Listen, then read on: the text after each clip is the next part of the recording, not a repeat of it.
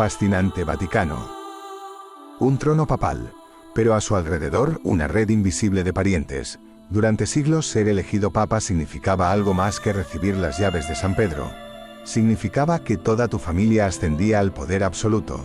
Sobrinos convertidos en cardenales adolescentes, hermanos recibiendo títulos nobiliarios, hijos oficialmente sobrinos controlando las finanzas vaticanas. Imaginen esta conversación en cualquier familia italiana del siglo XV. Papá, ¿me darás trabajo en la empresa familiar? Por supuesto, serás el nuevo cardenal. Pero papá, solo tengo 16 años. No te preocupes, ya madurarás en el cargo.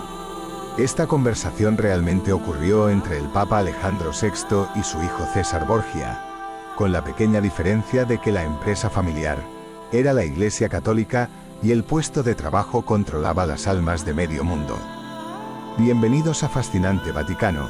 Hoy exploraremos el poder detrás del trono, las familias que realmente gobernaron la Iglesia. La palabra nepotismo no es casual. Proviene del latín nepos, sobrino, y nació precisamente en los pasillos vaticanos, donde los papas elevaban a sus sobrinos a posiciones de inmenso poder. A veces eran sobrinos reales. Con frecuencia, eran hijos disfrazados de sobrinos. En ocasiones, ni siquiera existía parentesco alguno, solo que sobrino se convirtió en el eufemismo perfecto para cualquier favorito papal. El cargo de cardenal nepote se institucionalizó oficialmente en el siglo XVI.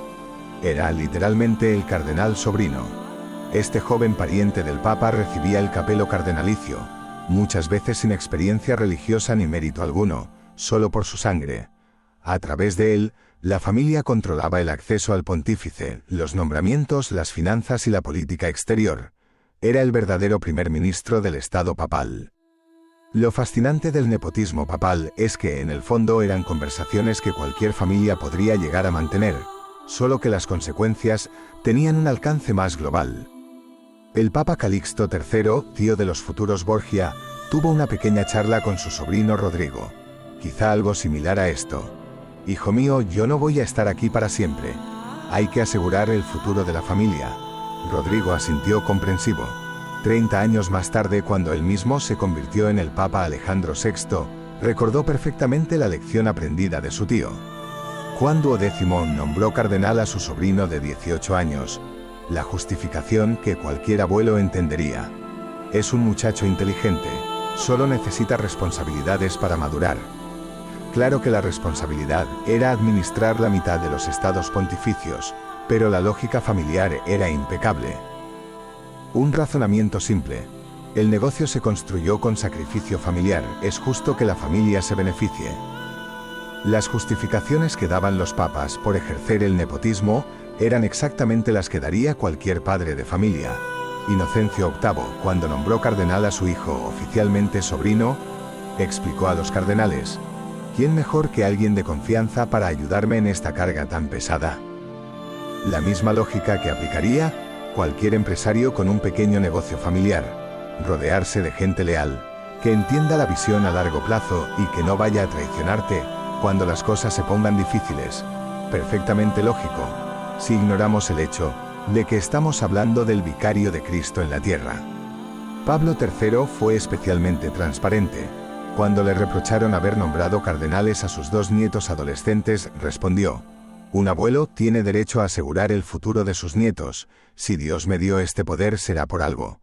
La lógica del abuelo italiano amoroso, aplicada al poder papal, incluso añadía con orgullo familiar: mis nietos son muy inteligentes para su edad. El caso más escandaloso fue Scipione Caffarelli Borghese, sobrino de Paulo V.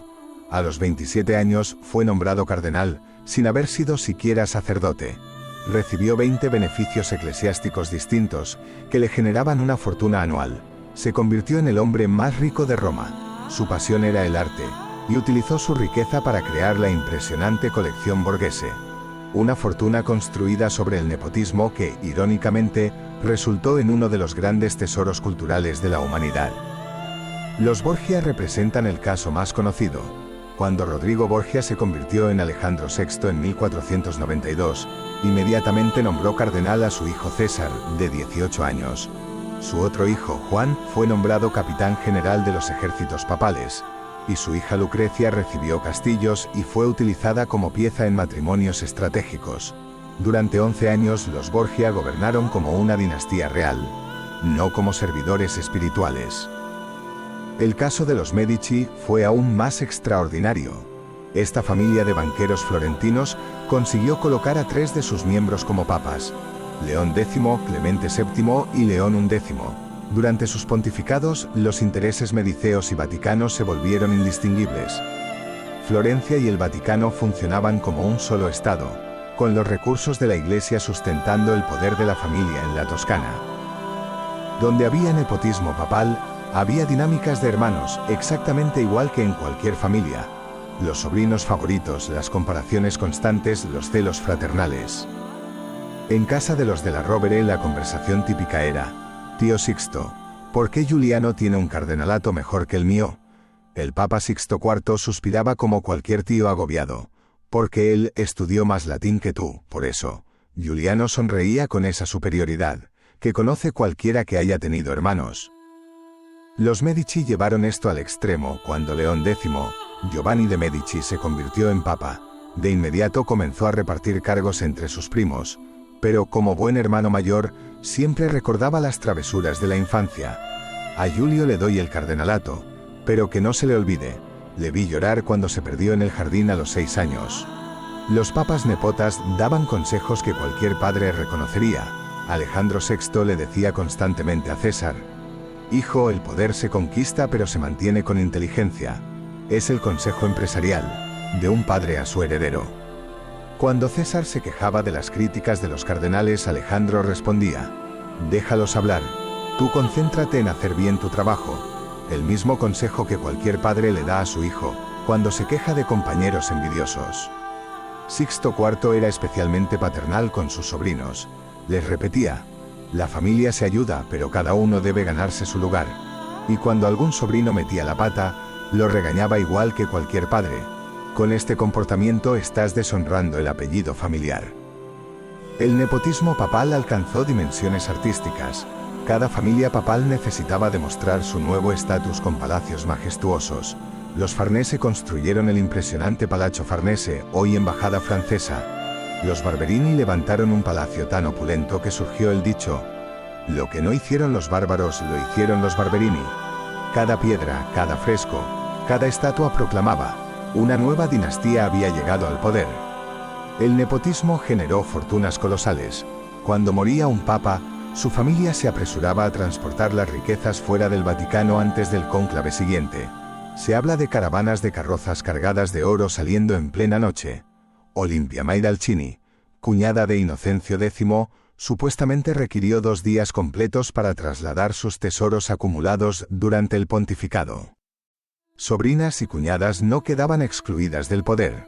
Olimpia Maidalcini, apodada la papisa, controlaba todos los nombramientos durante el pontificado de Inocencio X. Sin su aprobación, nadie veía al papa. Los embajadores extranjeros le llevaban regalos costosos para conseguir audiencias. Cuando su cuñado enfermó gravemente, ella se apoderó del tesoro papal y huyó, dejándolo morir prácticamente solo. Las rivalidades entre familias papales definieron la política romana durante siglos. Los Colonna contra los Orsini, los Medici contra los Farnese. Cada cónclave era un campo de batalla donde estas dinastías competían por el trono. Un historiador de la época escribió: «En Roma no se elige un papa, se elige una familia». El dinero de la Iglesia fluía generosamente hacia estas familias. Sixto IV construyó la Capilla Sixtina. Mientras tanto otorgaba a sus sobrinos propiedades valoradas en millones. Por su lado, Paulo V desvió el 76% del presupuesto vaticano a su familia borghese. Y Urbano VIII entregó a los Barberini más de 100 millones de escudos, una cantidad que superaba el presupuesto anual de muchos reinos europeos. Esta práctica creó dinastías que perduran hasta hoy. Los Colonna, los Orsini y los Borghese siguen siendo nombres prominentes en la aristocracia italiana. Poseen palacios, colecciones de arte y propiedades inmensas. Su riqueza original provino del Tesoro Vaticano, canalizado a través del eficiente sistema del nepotismo papal. Las consecuencias para la Iglesia fueron devastadoras. El drenaje financiero fue tan severo que en ocasiones el Vaticano estuvo al borde de la bancarrota. Los nombramientos basados en parentesco y no en mérito debilitaron la administración. El escándalo dañó la imagen espiritual del papado y fue uno de los factores que contribuyeron a la Reforma protestante. La resistencia interna existió pero fue limitada. San Bernardo de Claraval denunció el nepotismo como una enfermedad que corroe el alma de la Iglesia. Algunos papas intentaron llevar a cabo reformas, pero con frecuencia, el siguiente pontífice revertía las restricciones. El sistema estaba demasiado arraigado en la cultura romana. El fin del nepotismo institucionalizado llegó sorprendentemente tarde. En 1692, Inocencio XII emitió la bula Romanum de Sed Pontificem. En ella prohibía finalmente que los papas otorgaran propiedades, oficinas o rentas a parientes. Casi 1600 años después de la fundación de la Iglesia, el nepotismo dejaba de ser política oficial. Aunque la prohibición oficial llegó en 1692, prácticas similares continuaron de forma más sutil hasta el siglo XIX. El último caso notable fue el cardenal Antonelli, quien como secretario de Estado de Pío IX, acumuló una fortuna inmensa y dejó propiedades significativas a su familia. Su caso generó un escándalo que aceleró las reformas modernas. El fin del nepotismo papal fue como el de cualquier familia en evolución. Las nuevas generaciones se dieron cuenta de que aquello ya no funcionaba. Pío X, cuando llegó al papado en 1903, tomó una decisión que cualquier padre moderno entendería. Mis sobrinos se las van a tener que arreglar solos, no por falta de cariño, sino porque había entendido que ayudarlos demasiado no era ayudarlos realmente. Sus familiares en Venecia al principio no lo entendieron. Le escribían cartas preguntando, ¿no harás nada por nosotros? Y él respondía con cariño, pero con firmeza, lo mejor que puedo hacer por ustedes es darles un buen ejemplo. Era la sabiduría de cualquier padre que entiende que los hijos necesitan forjarse su propio camino. Solo que en este caso, el camino significaba trabajar como cualquier cristiano normal, en lugar de gobernar territorios pontificios. El Vaticano contemporáneo ha implementado salvaguardas estrictas. Los nombramientos siguen procesos burocráticos establecidos. Las finanzas son auditadas por firmas internacionales. El nepotismo evidente sería imposible en el sistema actual. Sin embargo, observadores señalan que redes informales de influencia siguen existiendo, aunque mucho más limitadas y discretas. Este oscuro capítulo tuvo un inesperado legado positivo. Los palacios construidos por nepotas son hoy museos extraordinarios. Las colecciones de arte financiadas con fondos desviados forman parte del patrimonio cultural mundial. Los Borghese, Barberini, Pamphili y Farnese nos dejaron tesoros artísticos que, irónicamente, nacieron de una práctica que la Iglesia moderna condena. El nepotismo papal nos enseña algo hermoso sobre la naturaleza humana. Por muy alto que llegues, sigues siendo familia. Y la familia trae consigo todo lo bueno y lo complicado que eso implica. Estos papas amaban genuinamente a sus sobrinos. Querían lo mejor para ellos, preocupándose por su futuro. El problema no era el cariño, sino la tentación de confundir lo mejor para la familia con lo mejor para la humanidad. Cualquiera que tenga familia entiende la tentación, ayudar a los míos, un instinto muy humano. La diferencia es que la mayoría de nosotros no tenemos el poder de nombrar cardenales, pero la tentación de favorecer a la familia por encima de la justicia, esa la entendemos todos. Al final, la historia del nepotismo papal es la historia de cómo incluso los hombres más poderosos del mundo siguen siendo, ante todo, padres, tíos y abuelos que quieren lo mejor para su gente. Y cómo aprender a equilibrar eso con el bien común fue una de las lecciones más difíciles que tuvo que aprender la Iglesia. En nuestro próximo episodio exploraremos a la más controvertida de estas familias, los Borgia, la familia que escandalizó al Vaticano. Descubriremos la verdad detrás de las leyendas de venenos, orgías y ambición desmedida que rodearon a esta dinastía española, que casi convirtió el papado en una monarquía hereditaria. Suscríbete ahora para continuar descubriendo los secretos del Vaticano. Activa las notificaciones para no perderte ninguno de nuestros episodios. Hasta entonces, que el misterio los acompañe y la historia los ilumine.